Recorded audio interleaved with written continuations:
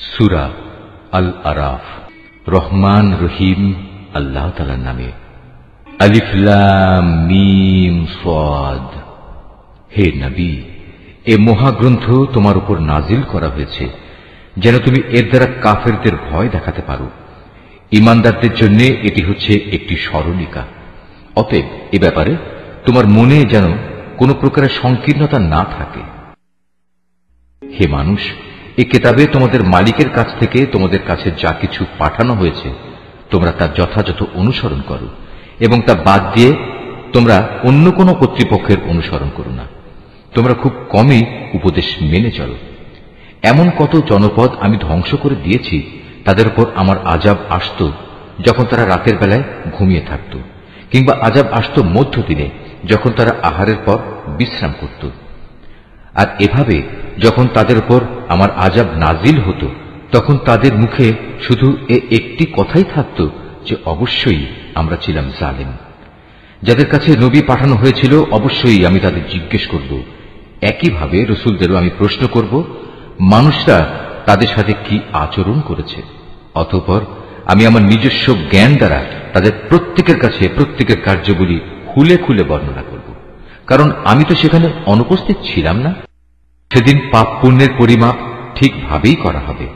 সেদিন যাদের নেকি ওজনের পাল্লায় ভারী হবে তারাই সফল হবে, আর যাদের পাল্লা সেদিন হালকা হবে তারা হচ্ছে এমন সব লোক যারা নিজেরাই নিজেদের ক্ষতি সাধন করেছে, কারণ এরা দুনিয়ার জীবনে আমার আয়াতসমূহ নিয়ে বাড়াবাড়ি করত।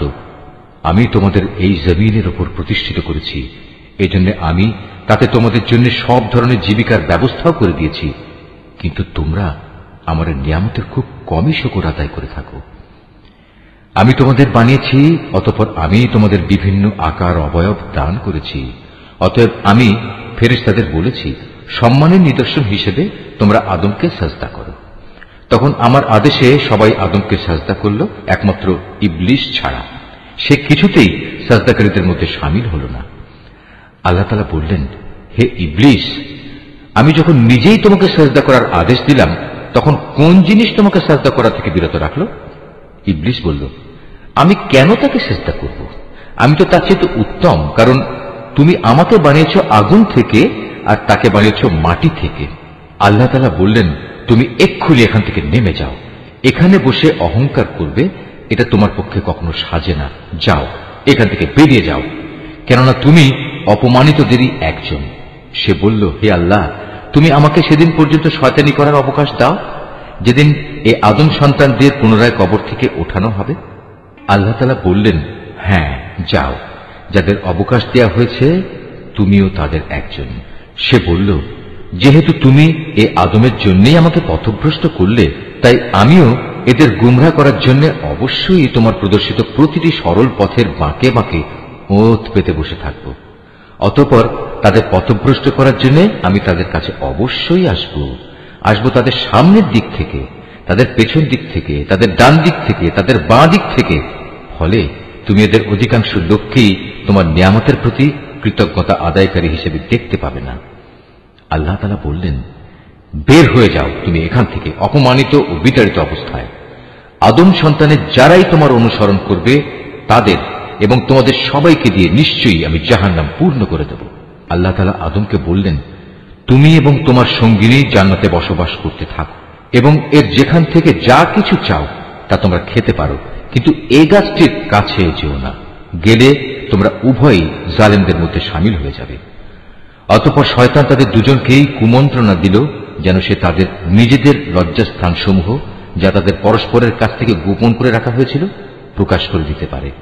সে তাদের আরো বলল, তোমাদের মালিক তোমাদের এই গাছটির কাছে যাওয়া থেকে তোমাদের যে বারণ করেছেন তার উদ্দেশ্য এছাড়া আর কিছুই নয় যে সেখানে গেলে তোমরা উভয়ই ফেরেশতা হয়ে যাবে, অথবা এর ফলে তোমরা জান্নাতে চিরস্থায়ী হয়ে যাবে। সে তাদের কাছে কসম করে বলল, আমি অবশ্যই তোমাদের উভয়ের জন্য তোমাদের হিতাকাঙ্ক্ষীদের একজন। এভাবে সে এদের দুজনকেই প্রতারণার জালে আটকে ফেলল। অতঃপর একসময় যখন তারা উভয় সে গাছ ও তার ফল আস্বাদন করল তখন তাদের লজ্জাস্থানসমূহ তাদের উভয়ের সামনে খুলে গেল। সাথে সাথে তারা জান্নাতের বিভিন্ন লতাপাতা নিজেদের উপর জড়িয়ে নিজেদের গোপন স্থানসমূহ ঢাকতে শুরু করল। তাদের মালিক তখন তাদের ডাক দিয়ে বললেন, আমি কি তোমাদের উভয়কে এই গাছটির কাছে যাওয়া থেকে নিষেধ করিনি? এবং আমি কি তোমাদের একথা বলে দেইনি যে শয়তান হচ্ছে তোমাদের উভয়ের প্রকাশ্য দুশমন? নিজেদের ভুল বুঝতে পেরে তারা দুজনেই বলে উঠল, হে আমাদের মালিক, আমরা আমাদের নিজেদের উপর জুলুম করেছি। তুমি যদি আমাদের মাফ না করো তাহলে অবশ্যই আমরা চরম ক্ষতিগ্রস্তদের দলে সামিল হয়ে যাব। আল্লাহ তাআলা বললেন, এবার তোমরা সবাই এখান থেকে নেমে যাও। আজ থেকে তোমরা ও শয়তান চিরদিনের জন্য একে অপরের দুশমন। সুনির্দিষ্ট সময় পর্যন্ত পৃথিবীতে থাকার উদ্দেশ্যে তোমাদের জন্য সেখানে বসবাসের জায়গা ও জীবন সামগ্রীর ব্যবস্থা থাকবে। আল্লাহ তাআলা আরো বললেন, তোমরা সেখানেই জীবন যাপন করবে, সেখানেই তোমরা মৃত্যুবরণ করবে এবং সেখান থেকেই তোমাদের পুনরায় বের করে আনা হবে। হে আদম সন্তানরা, আমি তোমাদের উপর পোশাক সংক্রান্ত বিধান পাঠিয়েছি, যাতে করে এর দ্বারা তোমরা তোমাদের গোপন স্থানসমূহ ঢেকে রাখতে পারো এবং নিজেদের সৌন্দর্যও ফুটিয়ে তুলতে পারো। তবে আসল পোশাক হচ্ছে কিন্তু তাকওয়ার, আল্লাহর ভয় জাগ্রতকারী পোশাক। আর এটা হচ্ছে উত্তম পোশাক এবং এটা আল্লাহর নিদর্শনসমূহেরও একটি অংশ। এর উদ্দেশ্য হচ্ছে যাতে করে মানুষরা এর থেকে শিক্ষা গ্রহণ করতে পারে। হে আদমের সন্তানরা, শয়তান যেভাবে তোমাদের পিতামাতাকে জান্নাত থেকে বের করে দিয়েছে, তেমনি করে তোমাদেরও সে যেন প্রতারিত করতে না পারে। শয়তান তাদের উভয়ের দেহ থেকে তাদের পোশাক খুলে ফেলেছিল, যাতে করে তাদের উভয়ের গোপন স্থানসমূহ উভয়ের কাছে উন্মুক্ত হয়ে পড়ে। মূলত সে নিজে এবং তার সঙ্গী সাথীরা তোমাদের এমন সব স্থান থেকে দেখতে পায় যেখান থেকে তোমরা তাদের দেখতে পাও না। যারা আমাকে বিশ্বাস করে না তাদের জন্য শয়তানকে আমি অভিভাবক বানিয়ে দিয়েছি। এদের অবস্থা হচ্ছে, তারা যখন কোনো অশ্লীল আচরণ করে তখন তারা বলে, আমরা আমাদের পূর্বপুরুষদেরও এর উপর পেয়েছি, স্বয়ং আল্লাহ তাআলাই আমাদের এর নির্দেশ দিয়েছেন। হে নবী, তুমি বলো, আল্লাহ তাআলা কখনো অশ্লীল কিছুর হুকুম দেন না। তোমরা কি আল্লাহ তাআলা সম্পর্কে এমন কিছু বলছো যার ব্যাপারে তোমরা কিছুই জানো না? তুমি আরো বলো, আমার মালিক তো শুধু ন্যায় ইনসাফের আদেশ দিচ্ছেন। তার আদেশ হচ্ছে প্রতিটি ইবাদতেই তোমরা তোমাদের লক্ষ্য স্থির রাখবে, তাকেই তোমরা ডাকো, জীবন বিধান একান্তভাবে তার জন্যই খারেজ করে। যেভাবে তিনি তোমাদের প্রথম সৃষ্টি করেছেন সেভাবেই তোমাদের আবার সৃষ্টি করা হবে। অতঃপর একদল লোককে তিনি সঠিক পথ দেখিয়েছেন, আর দ্বিতীয় দলটির উপর গুমরাহি ও বিদ্রোহ ভালোভাবেই চেপে বসেছে। এরাই পরবর্তী পর্যায়ে আল্লাহ তাআলাকে বাদ দিয়ে শয়তানদের নিজেদের অভিভাবক বানিয়ে নিয়েছে। এ সত্ত্বেও তারা নিজেদের সঠিক পথের উপর মনে করে। হে আদম সন্তানরা, তোমরা প্রতিটি ইবাদতের সময়ই তোমাদের সৌন্দর্য মণ্ডিত পোশাক গ্রহণ করো, তোমরা খাও এবং পান করো, তবে কোনো অবস্থাতেই অপচয় করো না, কেননা আল্লাহ তাআলা অপচয়কারীদের কখনো পছন্দ করেন না। হে নবী, তুমি বলো, আল্লাহ তাআলার দয়া, সৌন্দর্য মণ্ডিত পোশাক এবং পাক পবিত্র জিনিস খাবার খাওয়া তোমাদের জন্য কে হারাম করেছে? এগুলো তো আল্লাহ তাআলা স্বয়ং নিজেই তার বান্দাদের জন্য বের করে এনেছেন। তুমি বলো, এগুলো হচ্ছে সাধারণত পার্থিব পাওনা, কিন্তু কিয়ামতের দিন বিশেষভাবে এগুলো ঈমানদারদের জন্য নির্দিষ্ট থাকবে। এভাবেই আমি জ্ঞানী সমাজের জন্য আমার আয়াতসমূহ খুলে খুলে বর্ণনা করি। তুমি এদের বলো, হ্যাঁ, আমার মালিক যা কিছু হারাম করেছেন তা হচ্ছে যাবতীয় প্রকাশ্য ও অপ্রকাশ্য অশ্লীল কাজ এবং গুনাহ ও অন্যায়ভাবে বাড়াবাড়ি করা। তিনি আরো হারাম করেছেন আল্লাহর সাথে অন্য কাউকে শরীক করা, যার ব্যাপারে তিনি কখনো কোনো সনদ নাজিল করেননি, এবং আল্লাহ তাআলা সম্পর্কে তোমাদের এমন সব বাজে কথা বলা যার ব্যাপারে তোমাদের কোনোই জ্ঞান নেই। প্রত্যেক জাতির জন্যই তার উত্থান পতনের একটি সুনির্দিষ্ট মেয়াদ রয়েছে। যখন তাদের সে মেয়াদ আসবে তখন তারা এক দণ্ড বিলম্বও করবে না, তেমনি তারা এক মুহূর্ত এগিয়েও আসবে না। হে আদম সন্তানরা, শুরুতেই আমি তোমাদের বলেছিলাম, যখনই তোমাদের কাছে তোমাদের মধ্যে থেকে এমন কোন রসুল আসবে যারা তোমাদের কাছে আমার আয়াত পড়ে শোনাবে, তখন যারা সে অনুযায়ী আমাকে ভয় করবে এবং নিজেদের সংশোধন করে নেবে তাদের কোনোই ভয় থাকবে না, তারা কখনো দুশ্চিন্তাগ্রস্তও হবে না। আর যারা আমার আয়াতসমূহকে মিথ্যা প্রতিপন্ন করবে এবং বড়াই করে এ সত্য থেকে মুখ ফিরিয়ে নেবে, তারাই হবে জাহান্নামের অধিবাসী, সেখানে তারা চিরদিন অবস্থান করবে। যে ব্যক্তি আল্লাহ তাআলা সম্পর্কে মিথ্যা রচনা করে কিংবা তার আয়াতকে মিথ্যা সাব্যস্ত করে, তার চাইতে বড় জালেম আর কে?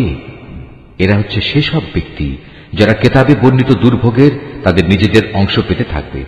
এমনি ভাবে তাদের মৃত্যুর সময় তাদের কাছে আমার ফেরেশতারা যখন এসে হাজির হবে, তখন ফেরেশতারা বলবে, বলো তারা এখন কোথায় যাদের তোমরা আল্লাহ তাআলার বদলে ডাকতে? তারা বলবে, আজ তারা আমাদের ছেড়ে সরে গেছে।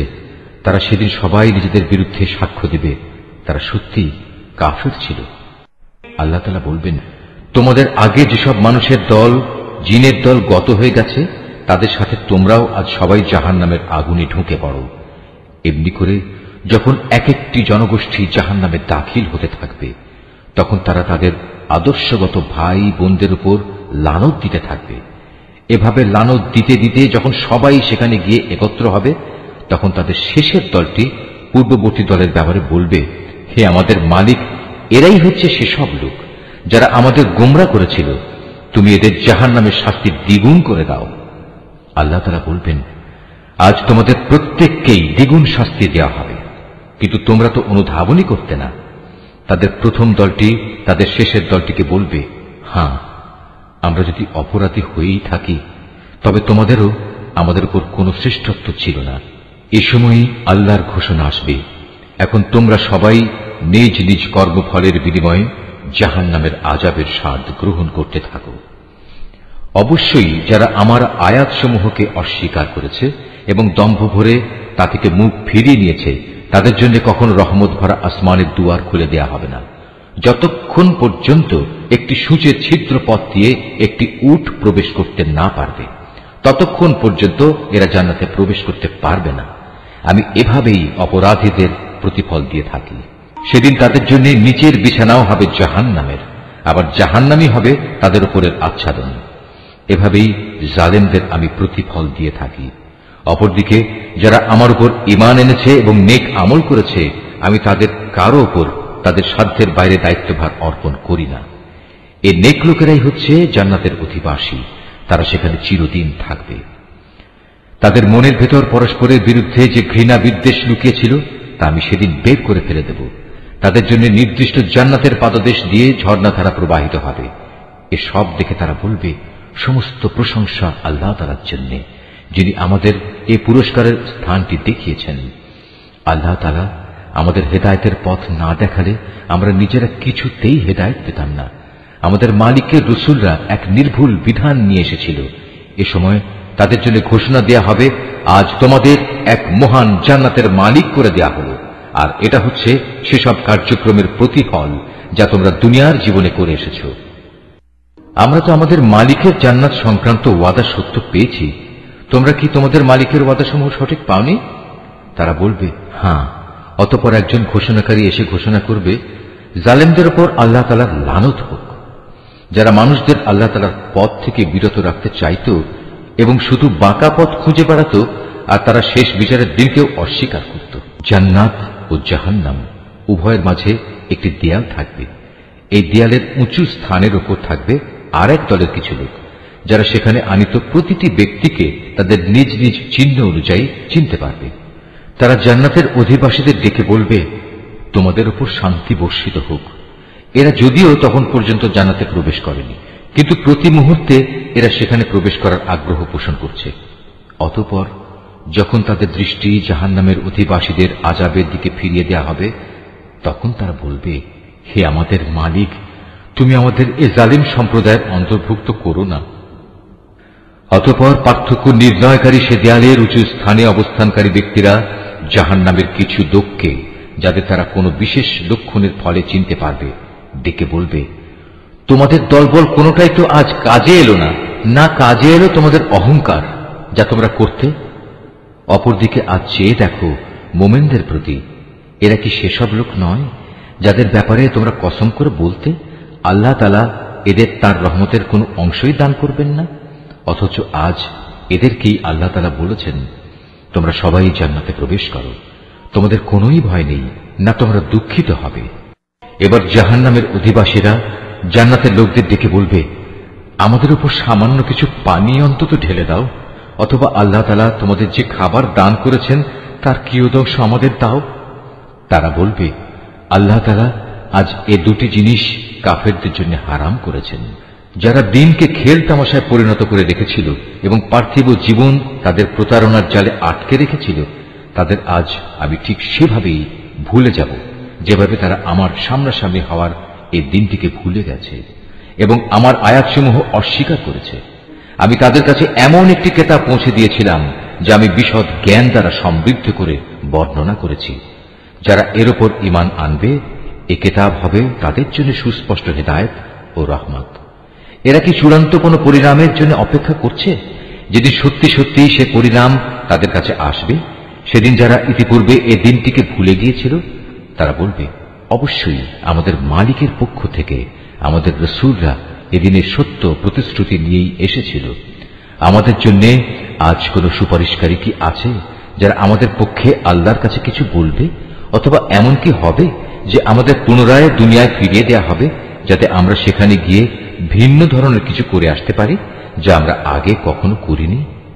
মূলত এরাই হচ্ছে সেসব লোক যারা নিজেরা নিজেদের ক্ষতি সাধন করেছে এবং দুনিয়ায় তারা যা কিছু মিথ্যা রচনা করত তাও তাদের কাছ থেকে আজ হারিয়ে গেছে।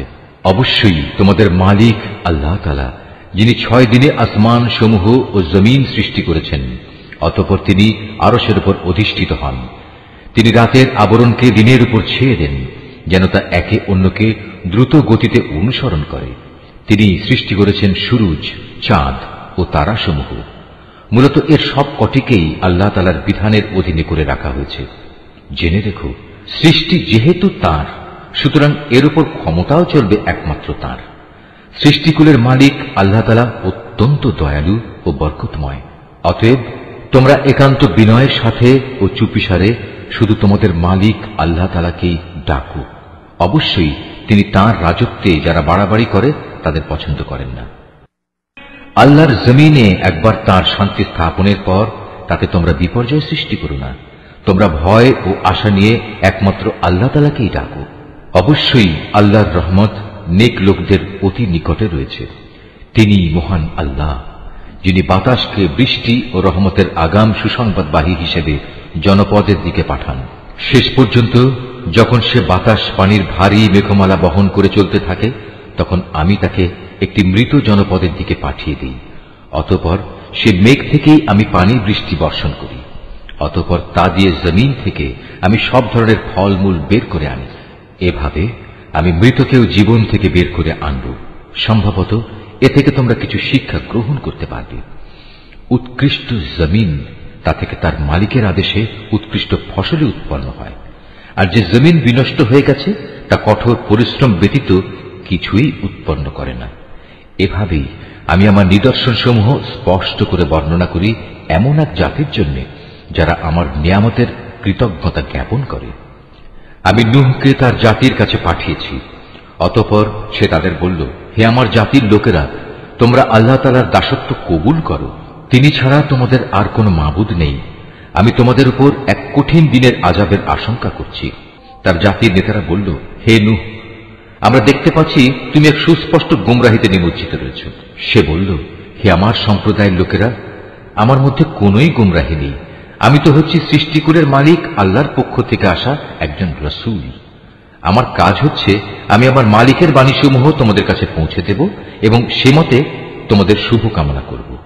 আখিরাত সম্পর্কে আমি আল্লাহ তাআলার কাছ থেকে এমন কিছু কথা জানি যা তোমরা জানো না। তোমরা কি এতে আশ্চর্যান্বিত হচ্ছ যে তোমাদের উপর তোমাদেরই মতো একজন মানুষের মাধ্যমে আল্লাহ তাআলার বাণী এসেছে, যাতে করে সে তোমাদের আযাব সম্পর্কে সতর্ক করে দিতে পারে? ফলে তোমরা সময় থাকতে সাবধান হবে এবং আশা করা যায় এতে করে তোমাদের উপর দয়া করা হবে। অতঃপর তারা তাকে মিথ্যা প্রতিপন্ন করল। আমি তাকে এবং তার সাথে যারা নৌকায় আরোহণ করেছিল তাদের সবাইকে আযাব থেকে উদ্ধার করেছি।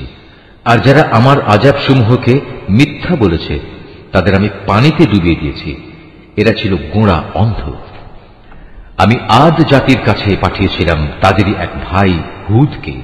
সে তাদের বলল, হে আমার জাতি, তোমরা এক আল্লাহ তাআলার দাসত্ব স্বীকার করো। তিনি ছাড়া তোমাদের দ্বিতীয় কোনো ইলাহ নেই। তোমরা কি তাকে ভয় করবে না? তার জাতির সর্দাররা যারা তাকে অস্বীকার করেছে তারা বলল, আমরা তো দেখছি তুমি নির্বুদ্ধিতায় লিপ্ত আছো এবং আমরা মনে করি তুমি মিথ্যাবাদীদেরই একজন। সে বলল, হে আমার সম্প্রদায়ের লোকেরা, আমার সাথে কোন রকম নির্বুদ্ধিতা জড়িত নেই, বরং আমি হচ্ছি সৃষ্টিকুলের মালিক আল্লাহ তাআলার পক্ষ থেকে আগত একজন রাসূল। আমার দায়িত্ব হচ্ছে আমি আমার মালিকের কাছ থেকে আসা বাণীসমূহ তোমাদের কাছে পৌঁছে দেব। আমি তোমাদের একজন বিশ্বস্ত শুভাকাঙ্ক্ষী। তোমরা কি এটা দেখে বিস্মিত হচ্ছ যে তোমাদের কাছে তোমাদেরই মতো একজন মানুষের মাধ্যমে তোমাদের মালিকের কাছ থেকে তোমাদের আযাবের ভয় দেখানোর জন্য সুস্পষ্ট বাণী এসেছে? স্মরণ করো কিভাবে আল্লাহ তাআলা তোমাদের নূহের পর এই জমিনের খলিফা বানিয়েছেন এবং অন্যান্য সৃষ্টির চাইতে তিনি তোমাদের বেশি ক্ষমতা দান করেছেন। অতএব হে আমার জাতি, তোমরা আল্লাহ তাআলার অনুগ্রহগুলো স্মরণ করো। আশা করা যায় তোমরা সাফল্য অর্জন করতে পারবে। তারা হুদকে বলল, তুমি কি আমাদের কাছে এজন্য এসেছো যে আমরা কেবল এক আল্লাহর ইবাদত করব এবং আমাদের পূর্বপুরুষরা যাদের বন্দিগি করেছে তাদের একেবারে বাদ দিয়ে দেব? এটাই যদি হয় তাহলে নিয়ে এসো আমাদের কাছে সে আযাব যার ব্যাপারে তুমি আমাদের এত ভয় দেখাচ্ছ, যদি তুমি সত্যবাদী হও। সে বলল, তোমাদের উপর তোমাদের মালিকের পক্ষ থেকে আযাব ও ক্রোধ তো নির্ধারিত হয়েই আছে। তোমরা কি আমার সাথে সেই মিথ্যা মাবুদের নামগুলোর ব্যাপারে বিতর্কে লিপ্ত হতে চাও যা তোমরা এবং তোমাদের বাপ দাদারা এমনি এমনি রেখে দিয়েছ, যার ব্যাপারে আল্লাহ তাআলা কোন রকম সনদ নাজিল করেননি? অতএব তোমরা অপেক্ষা করো, আমিও তোমাদের সাথে অপেক্ষা করতে থাকব। অতঃপর যখন আযাব এলো তখন আমি তাকে এবং তার সাথে যেসব ঈমানদার ব্যক্তি ছিল তাদের আমার রহমত দ্বারা আযাব থেকে বাঁচিয়ে দিলাম, আর যারা আমার আয়াতসমূহকে অস্বীকার করেছে আমি তাদের নির্মূল করে দিলাম। এরা তো আসলে ঈমানদারই ছিল না।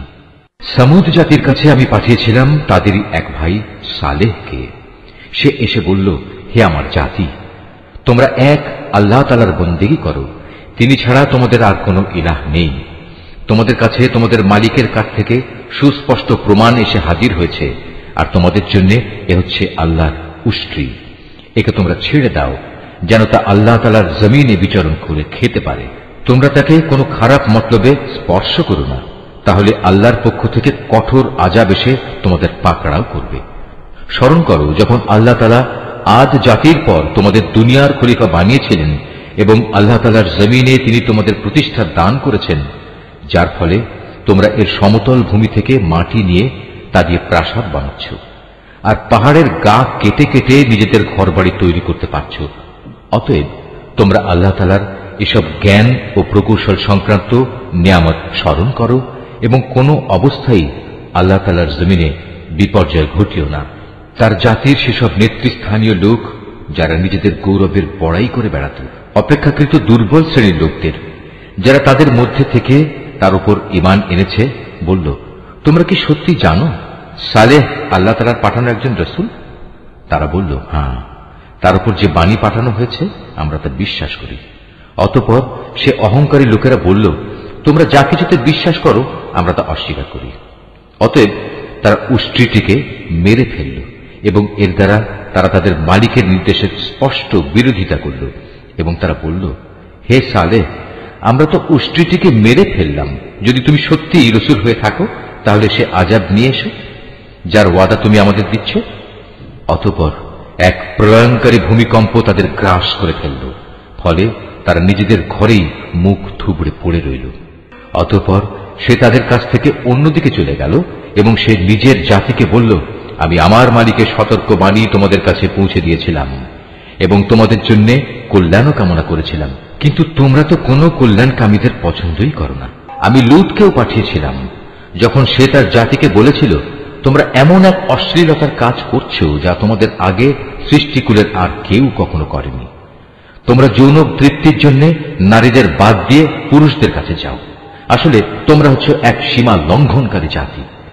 তার জাতির কাছে তখন একথা বলা ছাড়া আর কোনো জবাবই ছিল না যে সবাই মিলে তাদের তোমাদের জনপদ থেকে বের করে দাও, কেননা এরা হচ্ছে কতিপয় পাক পবিত্র মানুষ। অতঃপর যখন আমার আযাব এলো তখন আমি তাকে এবং তার পরিবার পরিজনকে উদ্ধার করলাম, তার স্ত্রীকে ছাড়া। সে আযাবে কবলিত হয়ে পেছনের লোকদের মধ্যে শামিল থেকে গেল। আমি তাদের উপর প্রচন্ড আযাবের বৃষ্টি বর্ষণ করতে থাকলাম। সুতরাং তুমি ভালো করে চেয়ে দেখো অপরাধী ব্যক্তিদের পরিণাম সেদিন কি ভয়াবহ হয়েছিল। আর মদিয়ানবাসীদের কাছে আমি পাঠিয়েছিলাম তাদেরই এক ভাই শোয়েবকে। সে তাদের বলল, হে আমার জাতি, তোমরা এক আল্লাহ তাআলার বন্দেগী করো, তিনি ছাড়া তোমাদের আর কোনো ইলাহ নেই। তোমাদের কাছে তোমাদের মালিকের পক্ষ থেকে সুস্পষ্ট নিদর্শন এসে গেছে, অতএব তোমরা সে মোতাবেক ঠিক ঠিক মতো পরিমাপ ও ওজন করবে। মানুষদের দেওয়ার সময় কখনো কম দিয়ে তাদের ক্ষতিগ্রস্ত করো না।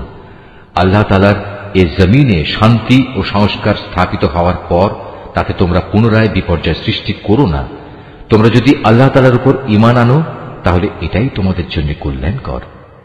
প্রতিটি রাস্তায় তোমরা এজন্য বসে থেকো না যে তোমরা লোকদের ভীত সন্ত্রস্ত করবে, এবং যারা ঈমান এনেছে তাদের তোমরা আল্লাহ তাআলার পথ থেকে বিরত রাখবে, আর সব সময় অহেতুক দোষ ত্রুটি খুঁজতে থাকবে।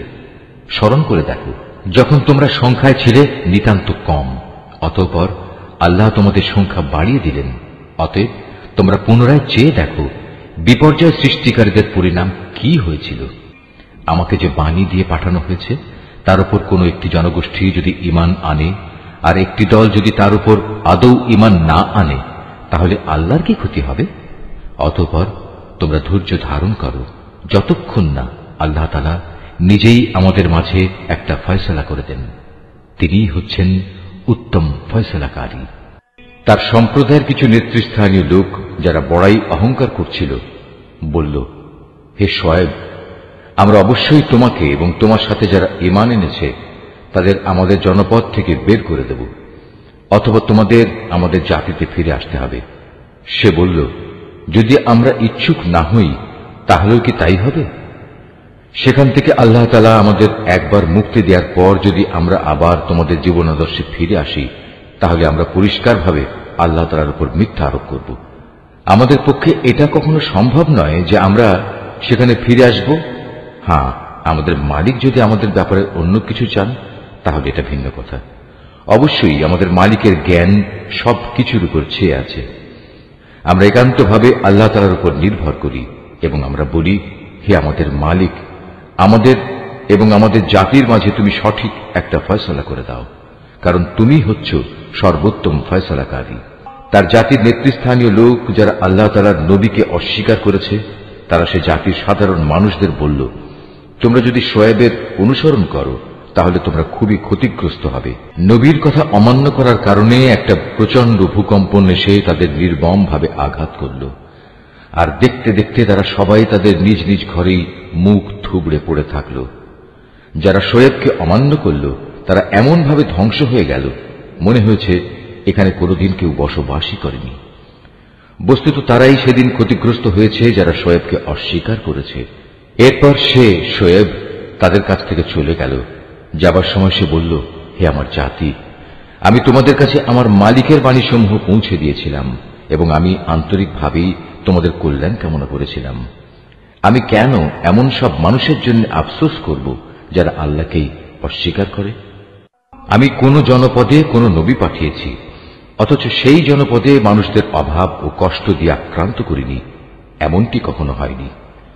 আশা করা গিয়েছিল এর ফলে তারা আল্লাহ তাআলার কাছে বিনয়াবনত হবে। অতঃপর আমি তাদের দুঃখ কষ্টের জায়গাকে সচ্ছল অবস্থার দ্বারা বদলে দিয়েছি। এমনকি যখন তারা আমার নিয়ামত দ্বারা প্রাচুর্য লাভ করল, তখন তারা আমাকেই ভুলে বসল এবং বলল, সচ্ছলতা ও অসচ্ছলতা তো আমাদের পূর্বপুরুষদের উপর এসেছে। অতঃপর আমি তাদের এমন আকস্মিকভাবে পাকড়াও করলাম যে তারা টেরও পেল না। অথচ যদি সেই জনপদের মানুষগুলো আল্লাহ তাআলার উপর ঈমান আনত এবং আল্লাহ তাআলাকে ভয় করত, তাহলে আমি তাদের উপর আসমান জমিনের যাবতীয় বরকতের দুয়ার খুলে দিতাম। কিন্তু তা না করে তারা আমার নবীকেই মিথ্যা প্রতিপন্ন করল। সুতরাং তাদের কর্মকাণ্ডের জন্য আমি তাদের ভীষণভাবে পাকড়াও করলাম। এ লোকালয়ের মানুষগুলো কি এতই নির্ভয় হয়ে গেছে, তারা মনে করে নিয়েছে আমার আযাব নিঝুম রাতে তাদের কাছে আসবে না, যখন তারা গভীর ঘুমে বিভোর হয়ে থাকবে? অথবা তারা কি নির্ভয় হয়ে ধরে নিয়েছে যে আমার আযাব তাদের উপর মধ্যদিনে এসে পড়বে না, যখন তারা খেল তামাশায় মত্ত থাকবে? কিংবা তারা কি আল্লাহ তাআলার কলা কৌশল থেকেও নির্ভয় হয়ে গেছে? অথচ আল্লাহ তাআলার কলা কৌশল থেকে ক্ষতিগ্রস্ত জাতি ছাড়া অন্য কেউই নিশ্চিন্ত হতে পারে না। আগের লোকদের চলে যাওয়ার পর তাদের জায়গায় যারা পরে দুনিয়ার উত্তরাধিকারী হয়েছে, তাদের কি এ বিষয়টি কখনো হেদায়েতের পথ দেখায় না যে আমি ইচ্ছা করলে যে কোনো সময় তাদের অপরাধের জন্য তাদের পাকড়াও করতে পারি এবং এমন ভাবে তাদের দিলের উপর মোহর মেরে দিতে পারি যে তারা সত্যের ডাক শুনতেই পাবে না। এই যে জনপদসমূহ যাদের কিছু কিছু কাহিনী আমি তোমাকে শোনাচ্ছি, তাদের কাছে আমার সুস্পষ্ট প্রমাণ নিয়ে রাসূলরা এসেছিল, কিন্তু তারা যে বিষয়টি এর আগে অস্বীকার করেছিল তার উপর ঈমান আনল না। আর এভাবেই আল্লাহ তাআলা অবিশ্বাসী কাফেরদের অন্তরে মোহর মেরে দেন। আমি এদের বেশি সংখ্যক মানুষকেই আমার সাথে সম্পাদিত প্রতিশ্রুতি পালনকারী হিসেবে পাইনি, বরং এদের অধিকাংশকেই আমি বড় বড় অপরাধে অপরাধী পেয়েছি। এদের ধ্বংসের পর আমি মূসাকে আমার সুস্পষ্ট নিদর্শন সমূহ দিয়ে ফেরাউন ও তার পরিষদ বর্গের কাছে পাঠিয়েছি, কিন্তু তারাও আমার হেদায়েতের সাথে বাড়াবাড়ি করেছে। আজ তুমি দেখে নাও আমার জমিনে বিপর্যয় সৃষ্টিকারীদের পরিণাম কি হয়েছে। মূসা বলল, হে ফেরাউন, আমি অবশ্যই সৃষ্টিকুলের মালিকের পক্ষ থেকে পাঠানো একজন রাসূল। এটা নিশ্চিত আমি আল্লাহ তাআলা সম্পর্কে সত্য ছাড়া অন্য কিছু বলবো না। আমি অবশ্যই তোমাদের মালিকের পক্ষ থেকে সুস্পষ্ট নিদর্শন নিয়ে এসেছি। অতএব তুমি বনী ইসরায়েলদের মুক্তি দিয়ে আমার সাথে যেতে দাও। ফেরাউন বলল, তুমি যদি সত্যি তেমন কোন নিদর্শন এনে থাকো এবং তুমি যদি তোমার দাবিতে সত্যবাদী হও, তাহলে তার সামনে নিয়ে এসো।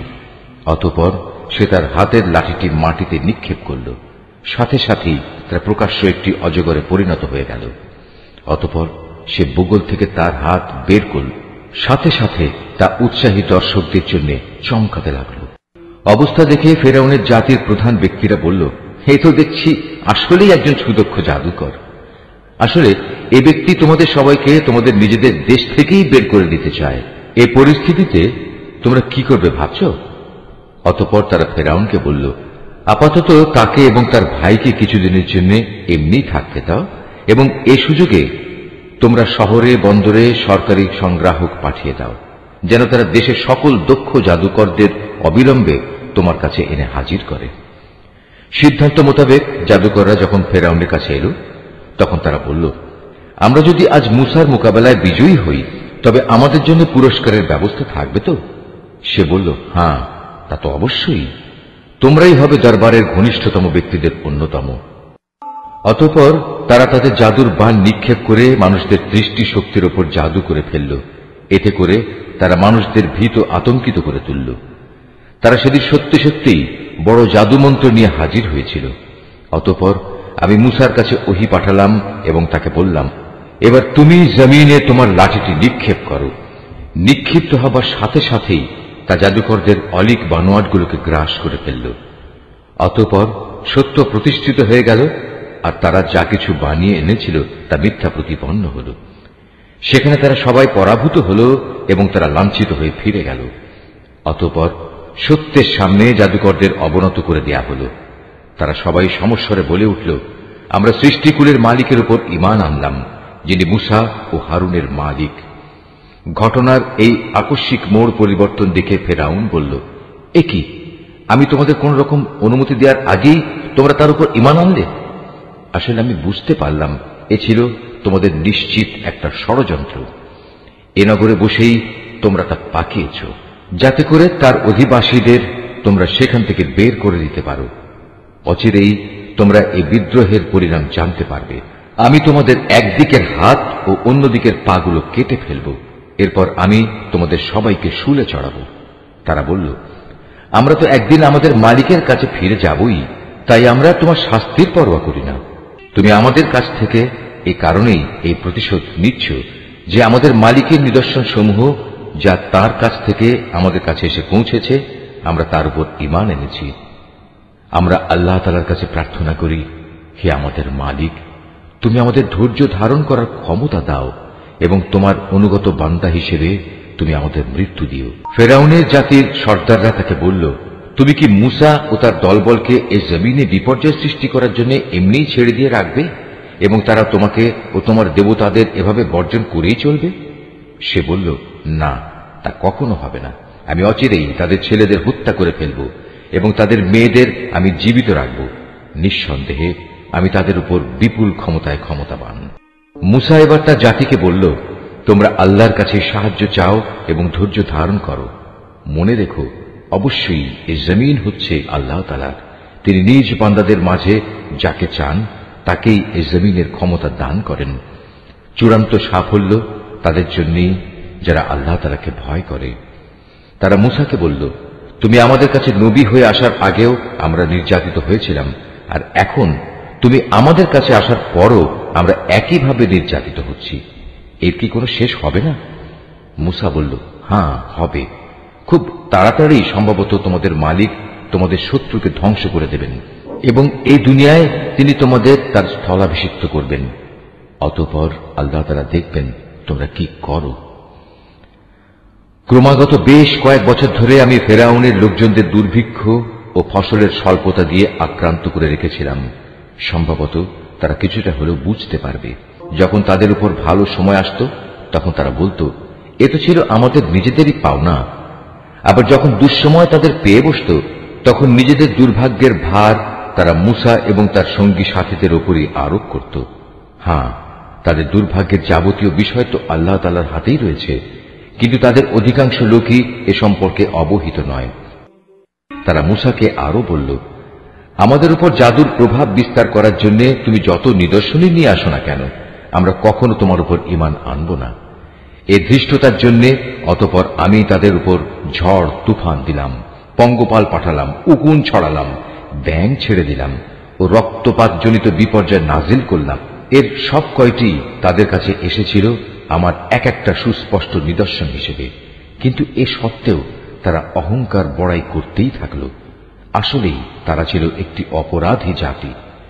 যখনই তাদের উপর কোনো বিপর্যয় আসত তখন তারা বলতো, হে মুসা, তোমার প্রতি প্রদত্ত তোমার মালিকের প্রতিশ্রুতি মতো তুমি আমাদের জন্য তোমার মালিকের কাছে দোয়া করো।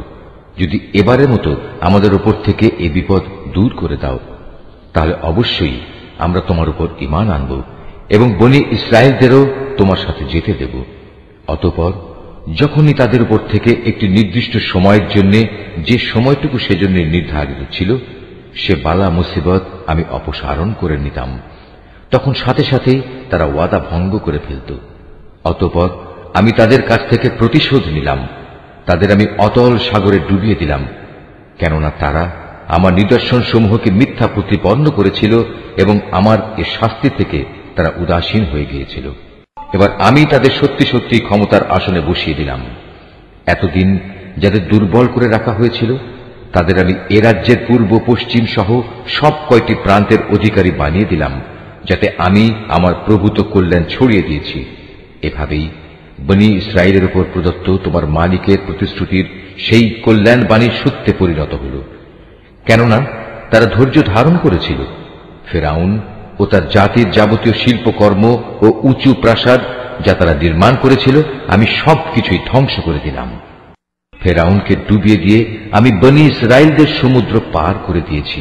অতঃপর সমুদ্রের এপারে তারা এমন একটি জাতির কাছে এসে পৌঁছল যারা সব সময় তাদের মূর্তিকে পূজা দেওয়ার জন্য বসে থাকত। এদের দেখে বনী ইসরায়েলের লোকেরা বলল, হে মুসা, তুমি আমাদের জন্য এ ধরনের একটি দেবতা বানিয়ে দাও যেমন এদের দেবতা রয়েছে।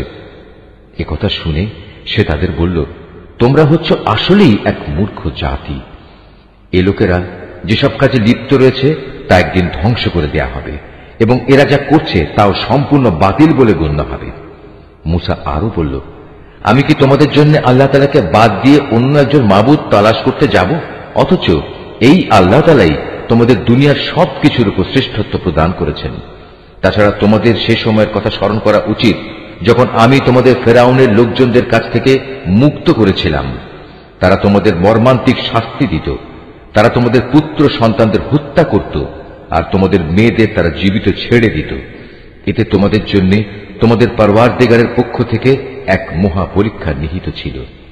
মুসাকে আমার কাছে ডাকার জন্য আমি 30টি রাত নির্ধারণ করে দিয়েছিলাম, পরে তাতে আরো 10 মিলিয়ে তাকে পূর্ণ করেছি। এভাবেই তার জন্য তার মালিকের নির্ধারিত সময় 40 রাতের মেয়াদ পূর্ণ হয়ে গেল। যাত্রার প্রাক্কালে মুসা তার ভাই হারুনকে বলল, আমার অবর্তমানে আমার লোকদের মাঝে তুমি আমার প্রতিনিধিত্ব করবে, তাদের প্রয়োজনীয় সংশোধনও করবে, কখনো বিশৃঙ্খলা সৃষ্টিকারীদের কথা মতো চলবে না। যখন মূসা আমার সাক্ষাতের জন্য নির্ধারিত স্থানে এসে পৌঁছল এবং তার মালিক তার সাথে কথা বললেন, তখন সে বলল, হে আমার মালিক, আমাকে তোমার কুদরত দেখাও, আমি তোমাকে দেখব। তিনি বললেন, না, তুমি কখনো আমাকে দেখতে পাবে না। তুমি বরং অনতি দূরের পাহাড়টির দিকে তাকিয়ে দেখো, যদি আমার নূর দেখার পর পাহাড়টি স্বস্থানে স্থির হয়ে দাঁড়িয়ে থাকতে পারে, তাহলে তুমি অবশ্যই সেখানে আমায় দেখতে পাবে। অতঃপর যখন তার মালিক পাহাড়ের উপর স্বীয় জ্যোতি নিক্ষেপ করলেন, তখন তা পাহাড়কে চূর্ণ বিচূর্ণ করে দিল। সাথে সাথেই মূসা বেহুশ হয়ে গেল। পরে যখন সে সংজ্ঞা ফিরে পেল, তখন সে বলল, মহাপবিত্রতা তোমার, হে আল্লাহ, আমি তোমার কাছে তওবা করছি, আর তোমার উপর ঈমান আনায়নকারীদের মধ্যে আমি হতে চাই প্রথম। আল্লাহ তাআলা বললেন, হে মূসা, আমি মানুষের মাঝ থেকে তোমাকে আমার নবুয়ত ও আমার সাথে বাক্যালাপের মর্যাদা দিয়ে বাছাই করে নিয়েছি। অতএব আমি তোমাকে হেদায়েতের যা কিছু বাণী দিয়েছি তা নিষ্ঠার সাথে গ্রহণ করো এবং এজন্য তুমি আমার কৃতজ্ঞতা আদায় করো। এই ফলকের মধ্যে আমি তার জন্য সর্ববিষয়ের উপদেশমালা ও সবকিছুর বিস্তারিত বিবরণ লিখে দিলাম। অতএব একে শক্ত করে আঁকড়ে ধরো এবং তোমার জাতির লোকদের বলো, তারা যেন এর উৎকৃষ্ট অংশ গ্রহণ করে। অচিরেই আমি তোমাদের সেসব ধ্বংসপ্রাপ্ত বিদ্রোহীদের আস্তানা দেখাবো। অচিরেই আমি সেসব মানুষদের দৃষ্টি আমার এসব নিদর্শন থেকে ভিন্ন দিকে ফিরিয়ে দেব, যারা পৃথিবীতে অন্যায়ভাবে বাহাদুরি করে বেড়ায়। আসলে এই লোকেরা যদি অতীত ধ্বংসাবশেষের সব কয়টি চিহ্ন দেখতে পায়, তবু তারা তার উপর ঈমান আনবে না। যদি তারা সঠিক পথ দেখতেও পায়, তবু তারা পথকে পথ বলে গ্রহণ করবে না। যদি এর কোথাও কোনো বাঁকা পথ তারা দেখতে পায়, তাহলে তাকেই অনুসরণযোগ্য পথ হিসেবে গ্রহণ করবে। এটা এ কারণে যে তারা আমার আয়াতসমূহকে মিথ্যা সাব্যস্ত করেছে, আর এই আযাব থেকেও তারা ছিল উদাসীন। যারা আমার আয়াতসমূহ ও পরকালে আমার সামনাসামনি হওয়ার বিষয়কে অস্বীকার করবে, তাদের সব কার্যকলাপই বিনষ্ট হয়ে যাবে, আর তারা এই দুনিয়ায় যা কিছু করবে তাদের তেমনি প্রতিফল দেয়া হবে। মূসার জাতির লোকেরা তার তুর পর্বতে গমনের পর নিজেদের অলংকার দিয়ে একটি গোবাছুর বানিয়ে দিল। তা ছিল জীবনবিহীন একটি দেহ, যার আওয়াজ ছিল শুধু গরুর হাম্বারম। এ লোকেরা কি দেখতে পায় না যে সে দেহটি তাদের সাথে কোনো কথা বলে না, না সেটি তাদের কোনো পথের দিশা দেয়? কিন্তু এ সত্ত্বেও তারা সেটিকে মাবুদ বলে গ্রহণ করল। তারা ছিল আসলেই জালেম। অতঃপর যখন তারা অনুতপ্ত হল এবং নিজেরা এটা দেখতে পেল যে তারা আসলেই গুমরা হয়ে গেছে, তখন তারা বলল, আমাদের মালিক যদি আমাদের উপর দয়া না করেন এবং গোবাছুরকে মাবুদ বানানোর জন্য যদি তিনি আমাদের ক্ষমা না করেন, তাহলে আমরা নিশ্চিত ধ্বংস হয়ে যাব। কিছুদিন পর মূসা যখন ক্রুদ্ধ ও ক্ষুব্ধ হয়ে নিজের লোকজনদের কাছে ফিরে এলো, তখন সে এসব কথা শুনে বলল, আমার তুর পর্বতে যাওয়ার পর তোমরা কি জঘন্য কাজই না করেছ? তোমরা কি তোমাদের মালিকের কাছ থেকে কোনো পরিষ্কার আদেশ আসার আগেই তোমাদের মালিকের আদেশের ব্যাপারে তাড়াহুড়া শুরু করলে? রাগে ক্ষোভে সে ফলকগুলো ফেলে দিল এবং তার ভাইয়ের মাথার চুল ধরে তাকে নিজের দিকে টেনে আনল। মূসাকে লক্ষ্য করে সে বলল, হে আমার মায়ের ছেলে সহোদর ভাই, এ জাতির লোকগুলো আমাকে দুর্বল করে দিতে চেয়েছিল। তারা এক পর্যায়ে আমাকে তো মেরেই ফেলতে চেয়েছিল। তুমি আমার সাথে এমন কোনো আচরণ করো না যা শত্রুদের আনন্দিত করে, আর তুমি আমাকে কখনো জালেম সম্প্রদায়ের অন্তর্ভুক্ত করো না। সে মূসা বলল, হে আমার মালিক, আমাকে ও আমার ভাইকে তুমি মাফ করে দাও এবং তুমি আমাদের তোমার রহমতের মধ্যে দাখিল করে নাও। তুমি সবচেয়ে বড় দয়াবান। আল্লাহ তাআলা মূসাকে বললেন, হ্যাঁ, যেসব লোক গরুর বাছুরকে মাবুদ বানিয়েছে, অচিরেই তাদের উপর তাদের মালিকের পক্ষ থেকে গজব আসবে, আর দুনিয়ার জীবনেও তাদের উপর আসবে অপমান এবং লাঞ্ছনা। আল্লাহ তাআলার নামে মিথ্যা কথা রটনাকারীদের আমি এভাবেই শাস্তি দিয়ে থাকি। যেসব লোক অন্যায় কাজ করেছে, এরপর তারা তওবা করেছে এবং যথাযথ ঈমান এনেছে, নিশ্চয়ই এই যথার্থ তওবার পর তোমার মালিক ক্ষমাশীল ও পরম দয়ালু হিসেবে তাদের সাথে আচরণ করবেন। পরে যখন মূসার ক্রোধ কিছুটা প্রশমিত হল, তখন সে তাওরাতের ফলকগুলো তুলে নিল। তার পাতায় হেদায়েত ও রহমত সম্বলিত কথাবার্তা লিখিত ছিল এমন সব লোকের জন্য যারা তাদের মালিককে ভয় করে। মুসা তার সম্প্রদায়ের মধ্যে থেকে এবার ৭০ জন লোককে আমার প্রতিশ্রুতির সময়ে সমবেত হওয়ার জন্য বাছাই করে নিল। তখন এক প্রচন্ড ভূকম্পন এসে তাদের আক্রমণ করল। মুসা বলল, হে আমার মালিক, তুমি চাইলে তাদের সবাইকে ও আমাকে আগেই ধ্বংস করে দিতে পারতে। আজ আমাদের মধ্যেকার কয়েকটি নির্বোধ মানুষ যে আচরণ করেছে তার জন্য তুমি কি আমাদের সবাইকে ধ্বংস করে দেবে? অথচ এ ব্যাপারটা তোমার একটা পরীক্ষা ছাড়া আর কিছুই নয়। এ পরীক্ষা দিয়ে যাকে চাও তাকে তুমি বিপদগামী করো, আবার যাকে চাও তাকে সঠিক পথও তো দেখাও। তুমি হচ্ছে আমাদের অভিভাবক, অতএব তুমি আমাদের ক্ষমা করে দাও, আমাদের উপর তুমি দয়া করো, কেননা তুমি হচ্ছে সর্বশ্রেষ্ঠ ক্ষমার আধার। তুমি আমাদের জন্য ইহকাল ও পরকালের কল্যাণ লিখে দাও। হেদায়েতের জন্য আমরা তোমার দিকেই প্রত্যাবর্তন করছি। আল্লাহ তাআলা বললেন, হ্যাঁ, আমার শাস্তি আমি যাকে ইচ্ছা তাকেই দেই, আর আমার দয়া তো আসমান জমিনের সব কয়টি জিনিসকেই পরিবেষ্টন করে রেখেছে।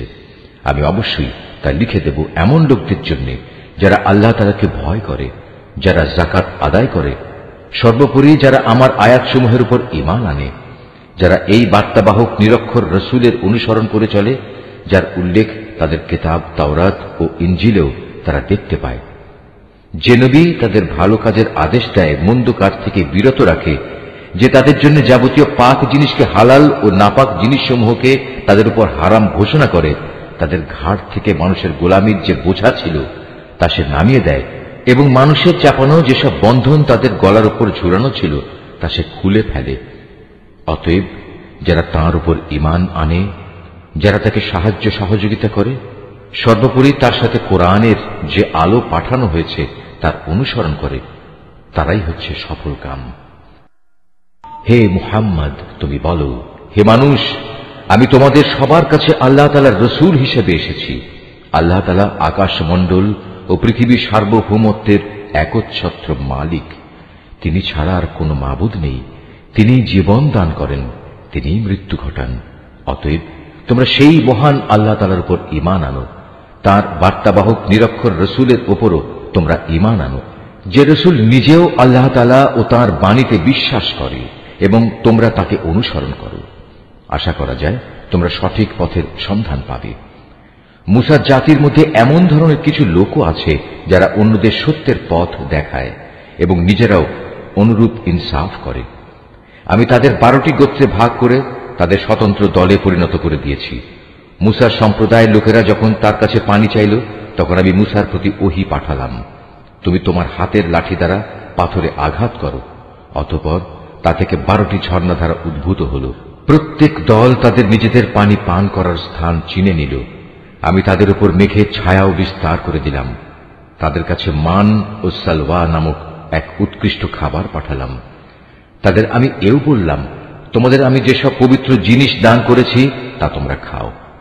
আমার কৃতজ্ঞতা আদায় না করে তারা আমার উপর কোনো জুলুম করেনি, বরং তারা নিজেরাই নিজেদের উপর জুলুম করেছে।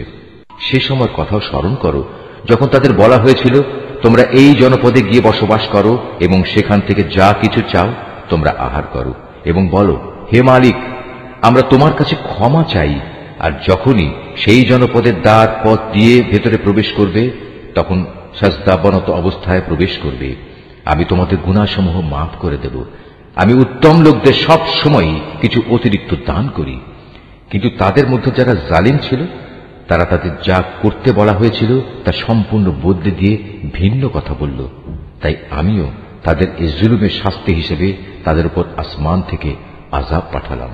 তাদের কাছ থেকে সেই জনপদের কথা জিজ্ঞেস করো যা ছিল সাগরের পাড়ে অবস্থিত, যখন সেখানকার মানুষরা শনিবারে আল্লাহ তাআলার বেঁধে দেয়া সীমা লঙ্ঘন করত।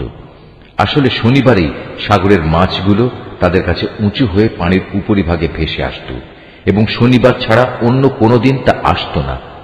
বস্তুত তাদের অবাধ্যতার কারণেই আমি তাদের অনুরূপ পরীক্ষা নিচ্ছিলাম। আরো স্মরণ করো যখন তাদের একদল লোক এও বলছিল, তোমরা এমন একটি দলকে কেন উপদেশ দিতে যাচ্ছ যাদের আল্লাহ তাআলা ধ্বংস করতে যাচ্ছেন, অথবা গুনাহের জন্য আল্লাহ তাআলা যাদের কঠোর শাস্তি দিতে যাচ্ছেন। তারা বলল, এটা হচ্ছে তোমাদের মালিকের দরবারে নিজেদের একটা ওজর পেশ করা যে আমরা উপদেশ দিয়েছি, এবং হতে পারে তারা এর ফলে সাবধান হবে। অতঃপর যা তাদের বারবার স্মরণ করানো হচ্ছিল তা তারা সম্পূর্ণ ভুলে গেল। তখন আমি সে দল থেকে এমন লোকদের উদ্ধার করলাম যারা নিজেরা গুনাহের কাজ থেকে বেঁচে থাকত, আর কঠিন শাস্তি দিয়ে পাকড়াও করলাম তাদের যারা জুলুম করেছে। তাদের নিজেদের গুনার জন্য আমি তাদের আযাব দিয়েছিলাম। তাদের যেসব ঘৃণিত কাজ থেকে নিষেধ করা হয়েছিল, যখন তারা তা ধৃষ্টতার সাথে করে যাচ্ছিল, তখন আমি তাদের বললাম, এবার তোমরা সবাই লাঞ্ছিত বানর হয়ে যাও। স্মরণ করো যখন তোমার মালিক ইহুদিদের উদ্দেশ্যে ঘোষণা দিলেন তিনি কিয়ামত পর্যন্ত এ জাতির উপর এমন লোকদের শক্তিধর করে পাঠাতে থাকবেন যারা তাদের নিকৃষ্ট ধরনের শাস্তি দিতে থাকবে।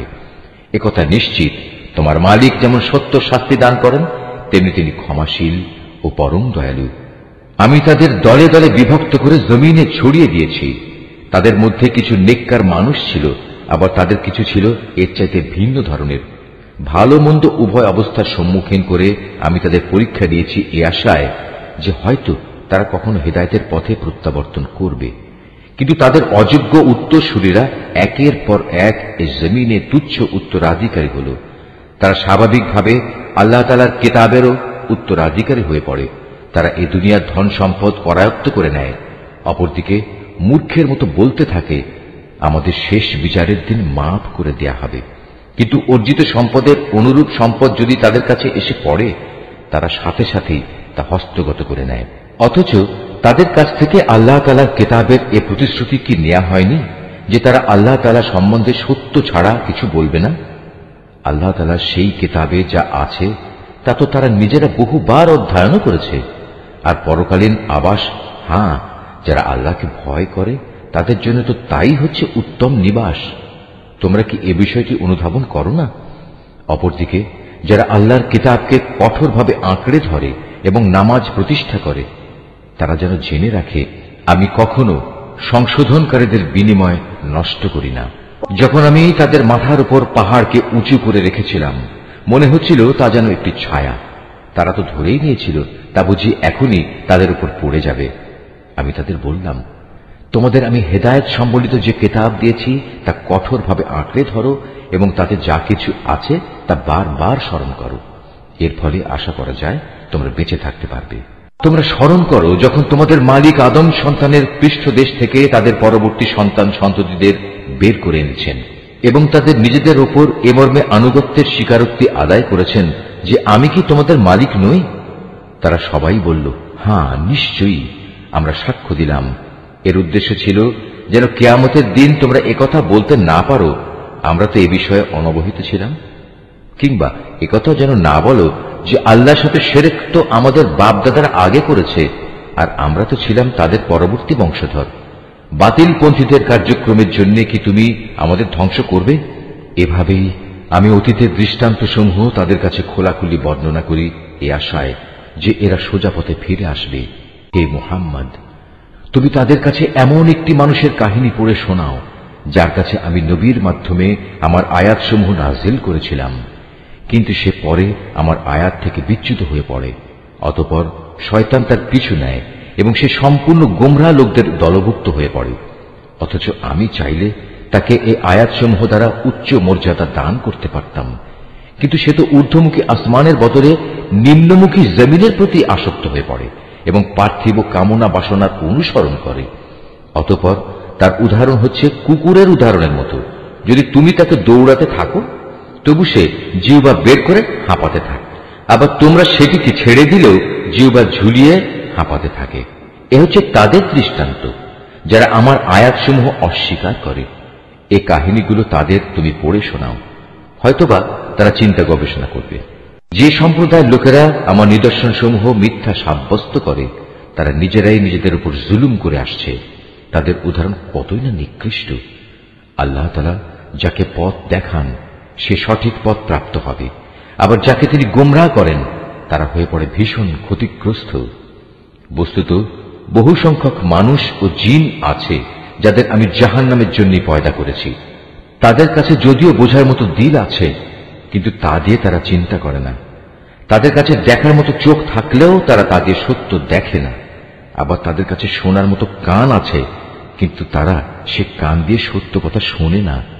আসলে এরা হচ্ছে জন্তু জানোয়ারের মতো এবং কোনো কোনো ক্ষেত্রে তাদের চাইতেও এরা বেশি বিভ্রান্ত। এসব লোকেরা দারুণ উদাসীন। আল্লাহ তাআলার জন্যেই যাবতীয় সুন্দর নামসমূহ নিবেদিত রয়েছে।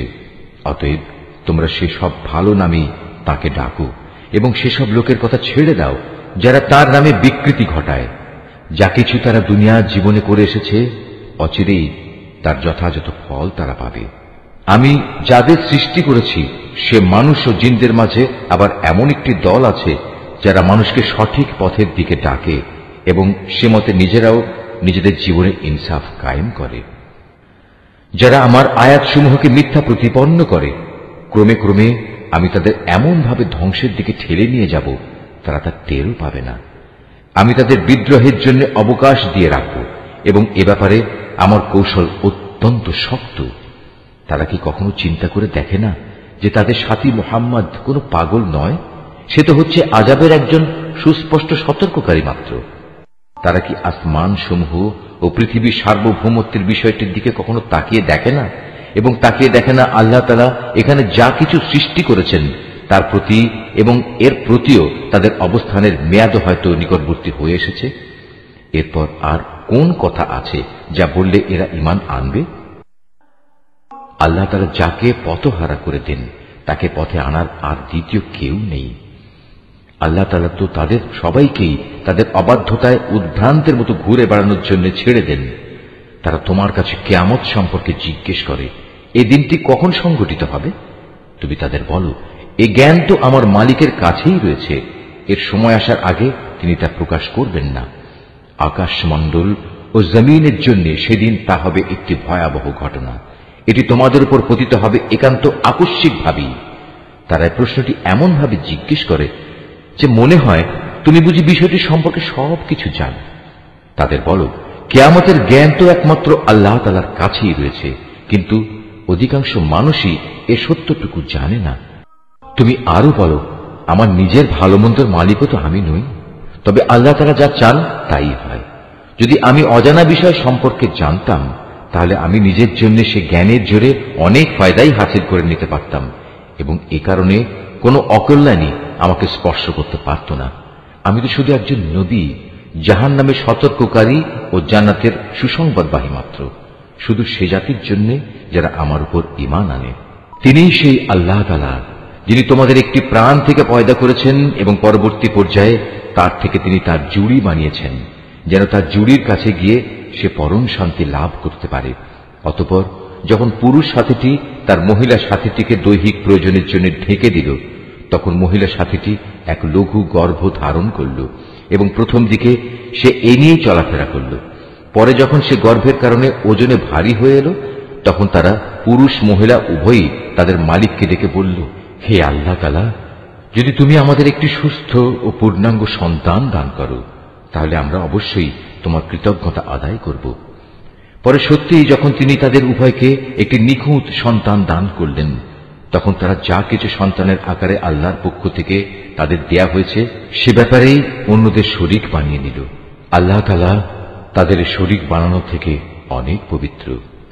এরা কি আল্লাহ তাআলার সাথে এমন কিছুকে শরীক মনে করে যারা কিছুই সৃষ্টি করতে পারে না, বরং তাদের নিজেদেরই সৃষ্টি করা হয়।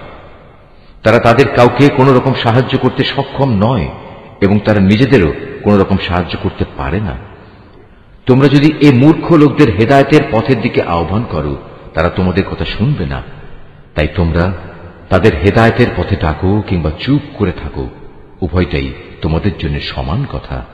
আল্লাহ তাআলাকে বাদ দিয়ে তোমরা যাদের সাহায্যের জন্য ডাকো তারা তো তোমাদের মতোই কতিপয় বান্দা, তোমরা তাদের ডেকেই দেখো না। তোমরা তোমাদের দাবিতে সত্যবাদী হলে তাদের উচিত তোমাদের ডাকে সাড়া দেয়া। তাদের কি কোনো পা আছে যার উপর ভর দিয়ে তারা চলতে পারে, অথবা তাদের কি কোনো ক্ষমতাধর হাত আছে যা দিয়ে তারা সবকিছু ধরতে পারে, কিংবা তাদের কোনো চোখ আছে যা দিয়ে তারা সবকিছু দেখতে পারে, কিংবা আছে তাদের কোনো কান যা দিয়ে তারা শুনতে পারে? তুমি বলো, তোমরা ডাকো তোমাদের শরীকদের, এরপর তোমরা আমার বিরুদ্ধে ষড়যন্ত্র করো। ষড়যন্ত্র করার সময় আমাকে কোনো অবকাশও দিও না। তুমি তাদের বলো, নিশ্চয়ই আমার অভিভাবক হচ্ছেন একমাত্র আল্লাহ যিনি কিতাব নাজিল করেছেন। তিনি হামেশাই ভালো লোকদের অভিভাবকত্ব করেন। আল্লাহ তাআলাকে বাদ দিয়ে যাদের তোমরা ডাকো তারা তোমাদের কোন রকম সাহায্য করতে সক্ষম নয়, এমনকি তারা নিজেদেরও কোন রকম সাহায্য করতে পারে না। তোমরা যদি কখনো তাদের হেদায়েতের পথে আসার আহ্বান জানাও তবে তারা শুনতেই পাবে না। কথা বলার সময় যদিও তুমি দেখছো তারা তোমার দিকেই চেয়ে আছে, কিন্তু এরা সত্য দেখতেই পায় না। হে মুহাম্মদ, এদের সাথে তুমি ক্ষমার নীতি অবলম্বন করো, নেক কাজের আদেশ দাও এবং মূর্খ লোকদের তুমি এড়িয়ে চলো। কখনো যদি শয়তানের কুমন্ত্রণা তোমাকে প্ররোচিত করে, সাথে সাথেই তুমি আল্লাহ তাআলার কাছে আশ্রয় চাও। অবশ্যই তিনি সবকিছু শোনেন এবং সবকিছু জানেন। আল্লাহ তাআলাকে যারা ভয় করে তাদের যদি কখনো শয়তানের পক্ষ থেকে কুমন্ত্রণা স্পর্শ করে তবে তারা সাথে সাথেই আত্মসচেতন হয়ে পড়ে, তৎক্ষণাৎ তাদের চোখ খুলে যায়। তাদের কাফের ভাই বন্ধুরা তাদের বিদ্রোহের পথেই টেনে নিয়ে যেতে চায়, অতঃপর তারা চেষ্টার কোনো ত্রুটি করে না। আবার যখন তুমি কিছুদিন তাদের কাছে কোনো আয়াত এনে হাজির না করো তখন তারা বলে, ভালো হতো যদি তুমি নিজেই তেমন কিছু বেছে না নিতে। তুমি বলো, আমি তো তাই অনুসরণ করি যে আমার মালিকের কাছ থেকে আমার কাছে নাজিল হয়। আরে কোরআন হচ্ছে তোমাদের মালিকের কাছ থেকে নাজিল করা অন্তর্দৃষ্টি সম্পন্ন জ্ঞান।